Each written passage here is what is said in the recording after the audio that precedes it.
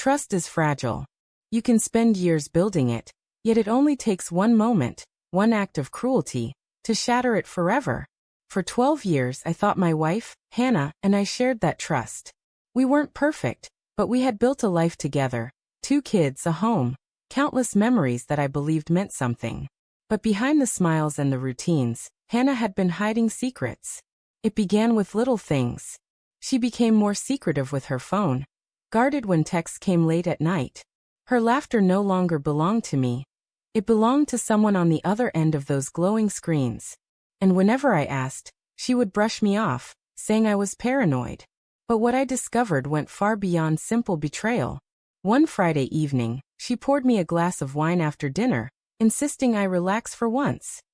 It seemed innocent enough, but something about the way her eyes flickered, the way her hand trembled slightly, made me pause.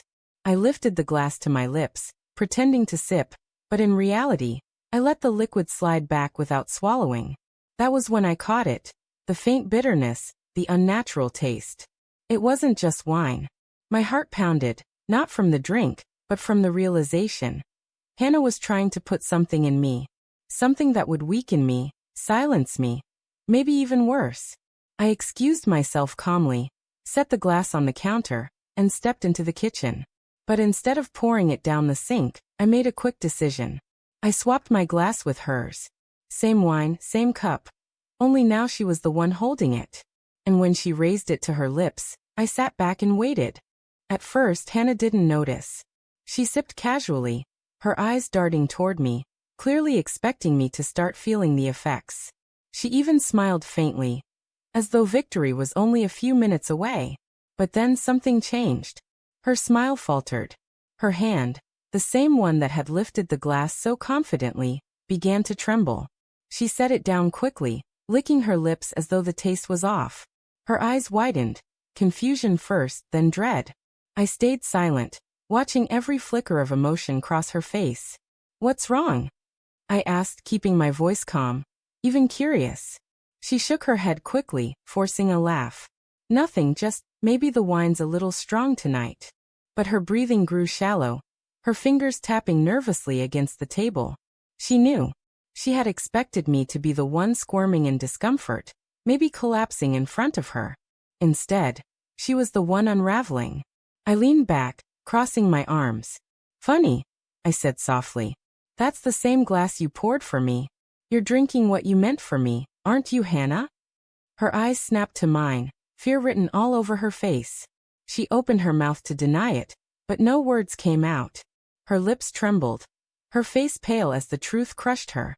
All the lies, the late-night calls, the sudden coldness, it all made sense now. She hadn't just been cheating.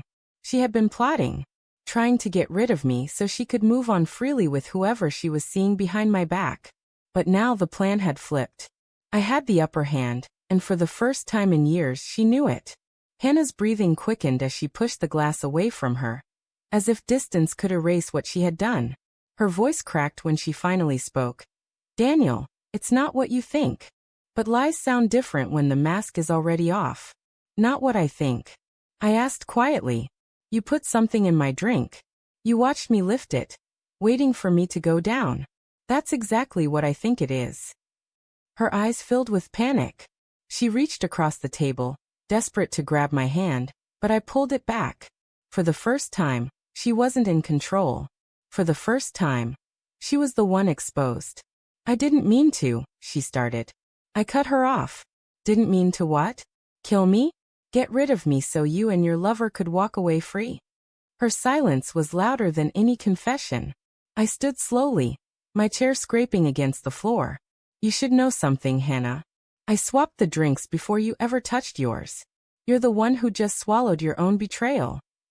Her face drained of color. She stumbled to her feet, gripping the edge of the table for balance. The confidence, the arrogance she once carried, it all shattered in that instant.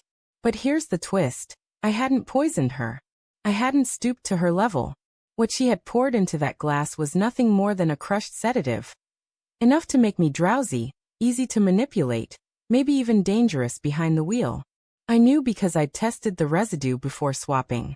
So I let her panic. I let her sweat. imagining every possible consequence of her own scheme.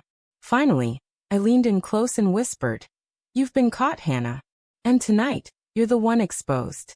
I'll be speaking to my lawyer in the morning. Divorce. Full custody. And trust me, your little boyfriend won't save you when the truth comes out." Her lips parted, but no words came. Only fear. And as I walked out of that room, leaving her shaking behind me, I realized the sweetest revenge wasn't the swap. It was letting her destroy herself.